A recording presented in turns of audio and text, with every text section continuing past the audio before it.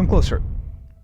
A little bit more closer, a little more closer. Because I want to give you guys a secret. You do not need to stop buying your $6 cup of coffee outside and instead make your coffee at home, because those $6 add up, and if you don't do that, you're not going to be successful in life. Those people that sit and make these kinds of videos and sit in front of you, look you directly in the eye, and they lie to you and tell you things like, stop buying coffee outside. Those people, my friends, are frugal, they're penny pinchers, and those people truly don't understand the meaning of life. They don't know that life is precious, they don't know that life is short, and they don't know that it's enjoyable and you should actually be able to go outside and buy a cup of coffee. And although I'm okay with you going outside and buying a cup of coffee, this doesn't mean that there aren't things that you should not purchase, that there aren't purchases that are really bad for you and your finances. So although I support that you shouldn't live in misery, I have still made a list of 5 things that I think you should not purchase if you're under 30 years old, if you're starting your life. And some of these things I've actually purchased myself, and an out of experience that if I hadn't done those things early on in my teen years or in my early 20s, I could have just invested that money a little bit better. So here are the 5 worst purchases that you can make in your early stages of life. The first item on the list is buying an expensive luxury vehicle, specifically financing an expensive car. This one resonates a little more with me than the others because I'm such a big car enthusiast. I feel like sometimes my whole personality is based on cars. And this is a true story. I've dumped that entire 60K on a car. It was a C63 AMG. I know, don't blame me either, but the reality is that I could have spent that money somewhere wiser. And I see this problem all the time. A lot of very young adults barely break $2,000 a monthly income, but then they have a car that exceeds $1,000 a month. So more than 50% of your monthly income is going towards a car payment. I know that it feels very nice to be sitting in a nice brand new vehicle, intaking that brand new car smell, showing off your car to all these girls at school, and they think you're such a cool person. The reality of it is that if you stop making 3 months of payments, that car is no longer yours, my friend. Actually, that car is not even yours today if you're financing it. It's the bank's car. And if you miss 3 months of those payments, the bank comes and it collects its own car back from you. So although I've been the person that has gone and dropped 60K on one vehicle, actually for most of my life, I've been in very crappy cars. My first car ever was a 1997 Mitsubishi Eclipse that I bought for I think $1,600. And I remember within that same week or 2 weeks after, I flipped that car for $2,700. And this started this domino effect of me buying and selling cars and starting the side hustle of flipping cars. So for most of my teen years and my early 20s, I sat in Honda Civics, I drove Toyota Corollas, and these were nice new Toyota Corollas. I'm talking 1992 to 1997 Toyota Corollas. They were beat up, they were dirty, they smelled really bad, and I drove in these cars because I understood that at the time it's not really financially intelligent of me to go and spend a large portion of my monthly income to lease a vehicle or finance a vehicle to impress people that really don't care what kind of car I sit in. The rule of thumb here is when you want to buy a car, if you can't pay off that car in cash, but yet still have 3 times what this car is worth in cash saved up somewhere, you don't deserve that car. The second item on the list is buying luxury clothes or shopping luxury retail. I'm talking Louis Vuitton, I'm talking Cartier, I'm talking Prada, you guys like the accent?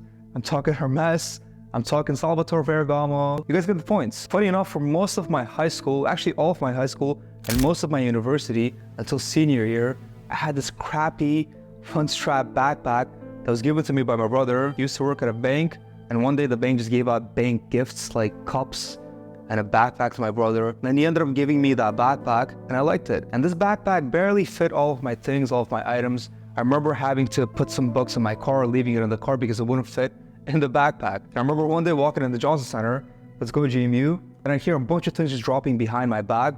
I look behind me, pick up my book bag, I look behind me, and it's all my books, my pens, my notebooks, everything that was in my backpack.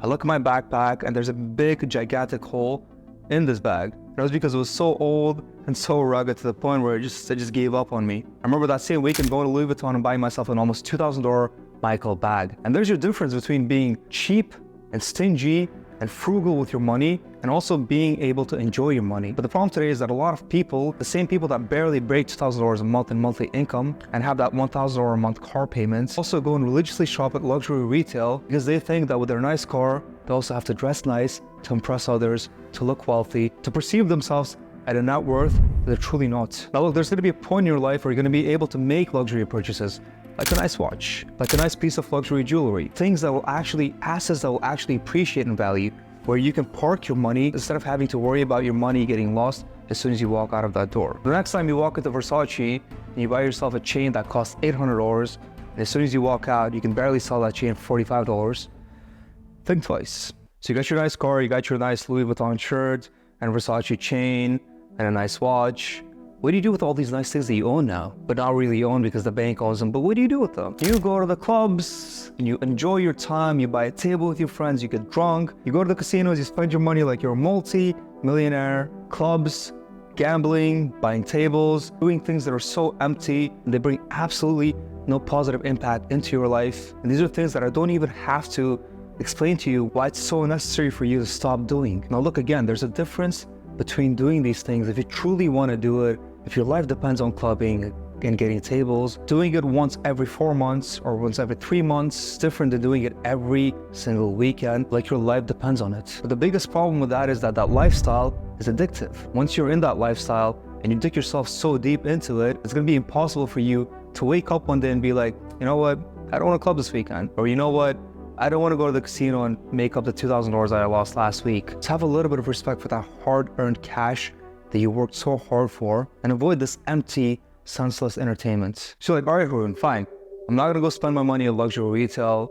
I'm not going to spend my money at casinos or buying tables in the clubs. I have the success money. I'm going to go and trade my money. I'm going to buy Shiba Inu. I know it's going to do really, really well. This brings us to item number 4. Do not senselessly, blindly invest your money because you think it's going to make you a millionaire overnight. Do not go and invest in a meme coin because everybody else is making money, or this cartoon of a monkey, of an ape that looks so creepy, but you think this cartoon is going to make you a billionaire in 3 days, so therefore you have to invest in it.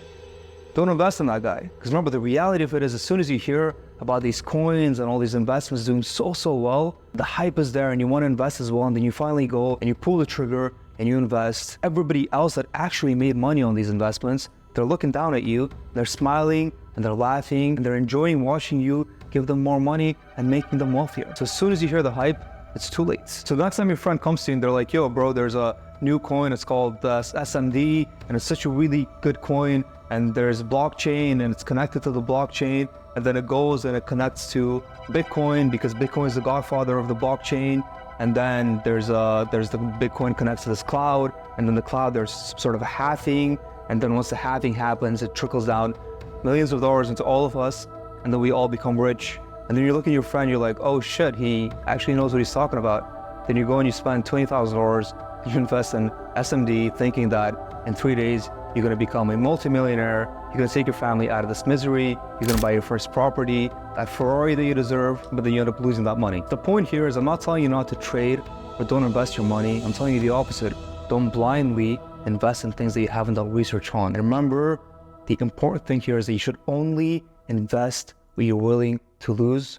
Do your research and invest wisely. This next one is just so funny to me. There's young men, young adults out there that will refuse to make a phone call, refuse to go on a website and click on cancel subscription because they're being too lazy. Because dude, it's only $7.99 a month. Okay, I'll do it the month after that. No problem. I might even use it. I don't know. You never know. Or even worse, there's men out there that will refuse to pay for Skillshare subscription to learn a new skill, to increase their knowledge in something, but they would rather go out there and pay $30 a month to a girl that might show her naked body to you because she might be into you a little bit. Because I don't know, man, she's into me. It seems like she's into me, but you don't know that the reality is that that naked girl that's showing herself to you is controlled by 30 men behind her, and you might actually be chatting with that man instead of her. So stop paying for these random subscriptions that you don't need. Even worse, for subscriptions that you know take away from your wallet, take away from your growth mentally, physically as a human being. Stop paying for these senseless, empty subscriptions.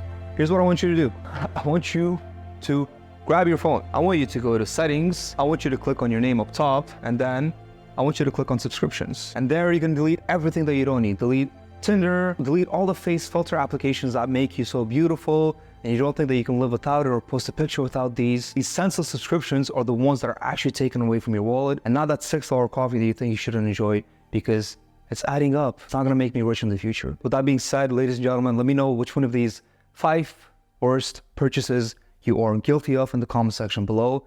As always, thank you for watching. Show me some love, join the family, hit that subscribe button. I'll see you guys in the next video. Peace.